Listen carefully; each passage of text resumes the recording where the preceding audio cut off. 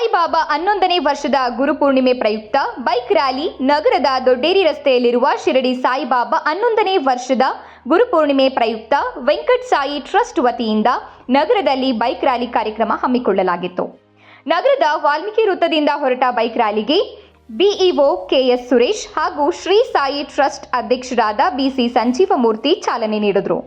Bike rally ನಗರದ ಎಲ್ಲ ಮುಖ್ಯ ರಸ್ತೆಗಳಲ್ಲಿ ಸಂಚರಿಸಿ ಸಾಯಿ ಮಂದಿರ ತಲುಪಿತು.